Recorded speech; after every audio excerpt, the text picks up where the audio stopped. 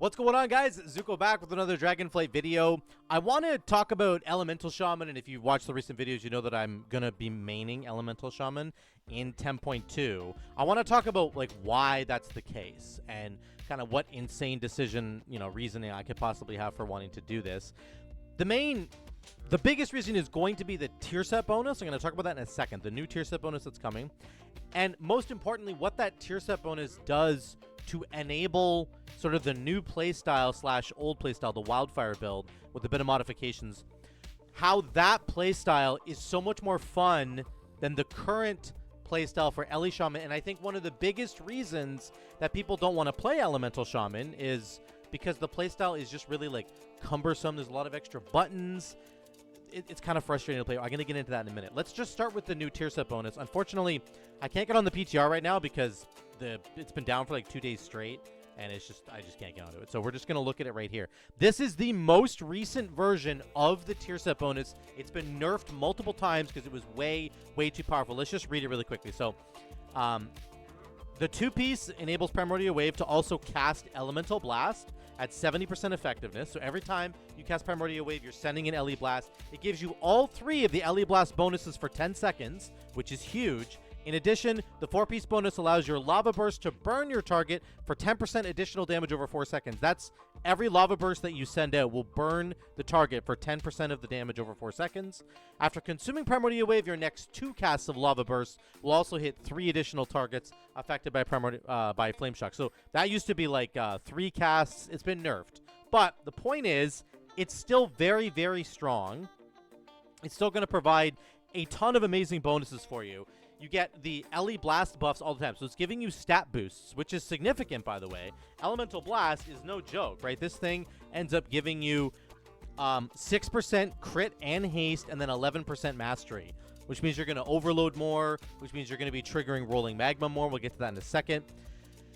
The extra burn from Lava Burst is really good as well. 10% additional damage over 4 seconds. And then your next 2 casts of Lava Burst after you use Primordial Wave is also going to hit 3 additional targets that have... So you're going to be getting tons of meatballs, right? Tons and tons of meatballs. It's going to be awesome. And I think that it's going to really enable you to go back to that Wildfire build that we kind of had in Season 1. And... I think it's going to be a lot more fun and a lot more engaging as a build. This is the current build that we have right now in the game. So this is the most popular build. It's what getting. There's been Elemental Shamans that are pushing like plus 28 keys on this, according to sub creation, which is pretty insane. So if you look at that really quickly, I'll just show you. So just so you don't think that I'm making this up. There's Elemental Shamans that are pushing with this build plus 28 over here, plus 25, plus 26, plus 24, plus 23, plus 22, another plus 24. Like, good level keys. These guys are pushing really hard, and they're using this current build. Here's what I hate about this current build. There are 2 things in particular that really frustrate me about this build. Number 1 is the dependence on having to cast Ice Fury in order to get the Electrified Shocks buff. And this really bugs me just because it's this crazy maintenance buff uptime that you must maintain. I know it's only really applicable on 4 targets or less. I understand that. When you're at 5 targets or above, you're just pressing Chain Lightning over and over again, getting the Flash of Lightning cooldown reduction on your Stormkeeper. You're triggering the Lightning Rods. I understand that when you use your spenders, right? So I get that. But even just having to do this on pulls that are 4 or less is annoying to me, and having it as a button where even if I don't cast this when there's 5 or more targets, then I feel like I've kind of wasted 2 talent points for a huge chunk of pulls. Think about like Freehold or Underrod or Oldemon. How many packs have 5 or more enemies? Lots of them. So to me, it feels like you're kind of wasting 2 talent points if you're not going to use it when there's 5 or more targets. And then when you do have to use it when there's 4 or less targets, it's annoying. It's annoying as hell to press Ice Fury and then Frost Shock and then do a bunch of stuff and then Frost Shock again and then do a bunch of stuff to maintain this Electrified Shocks buff. It just bothers me. It bothers me. I think it's annoying and frustrating to play with. The other one is, of course, Echoes of the Great Sundering, which to me has the most frustrating design of almost, any talent. It's up there in like the top 10 of like most frustrating talent designs that I can think of. And primarily, I think that they could easily change this. If they just said every 5 casts of Earthquake does 140% more damage, or every 4 casts of Earthquake will make you do 140% more damage or 120% more damage. I think that would be really, really cool. Rather than having to do a single target spender into an AoE spender, it's just really annoying. So these two things, having to maintain these, in my opinion, is really annoying. I also don't love Elemental Blast. I love the instant cast Earth Shock. I also think that Lightning Storm Ellie is also kind of frustrating in that it gives you a stacking buff that works with your Lightning Bolt or Chain Lightning, of course. You get the speed increase, which is really good. But if you're not pressing those spells, you're losing an enormous amount of the value of Storm Elemental, because that's what it's really doing for you. It's giving you an active buff that you must consume, right? Chain Lightning, Chain Lightning, Chain Lightning, Chain Lightning. And certainly when it's up, you're going to be casting those spells a lot more. But what if you're on a low set of mobs and you need to cast Ice Fury and then you need to cast Frost Shock to get the Electrify buff? That's 2 GCDs you're not spending casting Chain Lightning. That feels like it's reducing the value, to me, of Storm Ellie. So this build is fine. I know that it can work well in higher end keys, as we just saw. It's personally, for me, frustrating to play with. I don't like maintaining this buff. I don't like getting Echoes of the Great Centering online. That's just my take on this. And if you are similar to me and you kind of don't like the way that this functions, then you're going to be happy moving into 10.2. Again, this tier set bonus that we have is focusing really heavily on Lava Burst. And every time you press Primordial Wave, you get that Elemental Blast. You're going to get all those buffs coming. And then you're going to get tons and tons of Lava Burst value. Just pressing Lava Burst is going to burn the target. It's also going to cleave for free in AoE. This is looking really, really strong. Now, you're going to switch, in my mind, over to a build that looks like this. Some of the other people have been postulating a fire build that's going to look a lot like this. I think you could swap out Skybreakers for this. I'm actually going to do another video soon talking about all the different build variations that I think you could genuinely go with Elemental Shaman. I think you could go Wind Speakers, you can go Skybreakers. I think you can scrap all 3 of these and go further beyond down here. I think I messed up a talent point somewhere. You can go for further beyond, even though it got nerfed. I understand that. You could also take these points and go Elemental Equilibrium down into another Storm Keeper to have double Storm Keeper. I'm going to talk about all those builds in another video. For now, let's just settle with this build right here. I think you're going to want to take this build, and it's going to work really, really well with the tier set bonus. Here's what it does compared to the current build. The current build, again, Ice Fury, Echoes of the Great Sundering. We don't have to do either of those anymore. Our rotation is incredibly simple. We are pressing Lava Burst as much as humanly possible, and we are fishing for Deeply Rooted Elements procs. That's what we're doing. It all stems from DRE right here. This proc going right here. We're going to spread our Flame Shocks as best we can with our Liquid Magma Totem. You can bring Liquid Magma Totem back with Totemic Recall. So on the first pack, you have Liquid Magma Totem.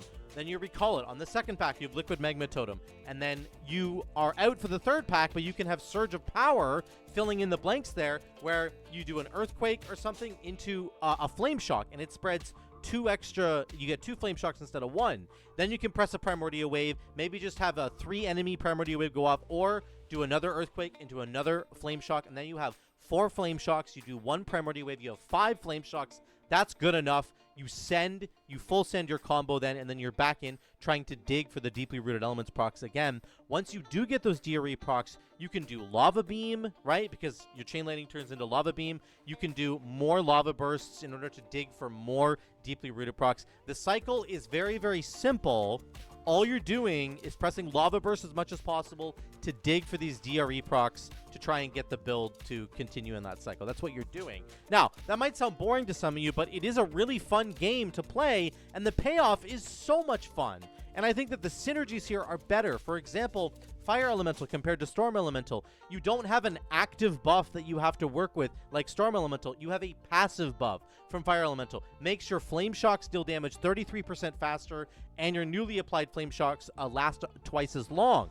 You combo that with Flames of the Cauldron, your Flame Shocks are doing damage 15% faster. That's basically 50%. It's 48% speed on your Flame Shocks. Guess what? If your Flame Shocks are ticking 50% faster, that means that you're going to proc Lava Surge more, which means you're going to get to cast another Lava Burst, which means you're going to cool down Primordial Wave, which is going to get you to cast your Primordial Wave again. And guess what? That's going to get you back into your tier set bonus, and the flow of the whole thing just works. To me, the simplification of your rotation because of the new emphasis with this tier set, is going to make this build so much simpler to play, so much easier to play, and it's going to boost your damage tremendously. If you're like me and you really hate having to maintain this buff and the Echoes of the Great Sundering buff, you don't have to worry about either of those anymore. You're just of a one-track mind. You're pressing Lava Burst to get you into DRE, to get that that Ascendance proc. When you do, you're just popping off with even more Lava Bursts or a couple of Lava Beams if you want to. If you do a Primordial Wave combo, you can get that 40%, 45% haste window, and then you just go Lava Beam, Lava Beam, Lava Beam, Lava Beam. You can even get a Stormkeeper with the Lava Beams as well if you get the right timing on that. I just really love the direction that they're going with this, and it's much more simple. It's much easier to follow for me. That might make me a bad player, and that's fine. I'm okay accepting that. But I think this is going to be much more accessible for all players. If you're interested in Ele Shaman at all, this new tier set bonus is going to be absolutely amazing. It's going to blow your socks off. It's going to be so much fun to play in Mythic Plus in particular, and even the single target damage is actually going to be just fine. Yes, you're not getting the extra cleave targets here, but you're getting the 10% Lava Burst burn, and you're getting the free Elemental Blast, which is going to give you those extra stat bonuses. So you're getting extra damage, extra stats. It's still good in single target, guys. I think this is going to be really fun. You can also modify your tree to make it more single target friendly, like Wind Speaker's Lava Resurgence or even Primordial Surge if you wanted to. I think the value splinter to elements is just going to be way too high, but you could flex into these different talents on tyrannical weeks or in a raid if you're taking this into the raid, which I think it'll work perfectly fine in the raid. Wind Speakers is something that's going to be really good. So this is what's getting me excited to play Ele Shaman. This is why I'm so excited to jump in and play this spec, because the complicated parts of the rotation, which is Ice Fury, Frost Shock, Maintenance Buff, Echoes of the Great Sundering, those are going away. We don't have those anymore. Instead, we have this one-track focus where you're launching Lava Bursts like crazy. You're getting the cooldown reduction on Primordial Wave, which gets you to more Primordial Wave casts, which is more Elemental Blast casts for free. That Elemental Blast will, in fact, trigger Elemental Equilibrium if you want to modify your build. Like I was saying, if you want to go down here and take another Stormkeeper, your Elemental Equilibrium will get procced by the free Ele Blast from Primordial Wave. This kind of opens up all these new build options, all these new possibilities. I'm really excited to try out some different builds for you guys on Ele Shaman. I'm really excited to explore that, but mostly, I think no matter what you're doing in the bottom of your tree here, it's going to be really, really fun to play. And as I said in my other video, it's going to be fun, and that's what you really should focus on first. I also think it's going to be strong. I'm telling you, this thing is crazy. It does crazy damage in Mythic Plus. I've been trying it on the PTR, and it's been working out really well. So these are my main reasons for switching to Ele Shaman. The build is simpler. The tier set is crazy fun. It's going to be a blast in Mythic Plus and in Raid, and I think you guys should seriously consider jumping on this train for 10.2. Even if it only lasts for one season, I think Elemental Shaman is going to slap, and it's going to be, you're going to be laughing your ass off the whole time that you're doing it. So let me know what you think in the comments down below.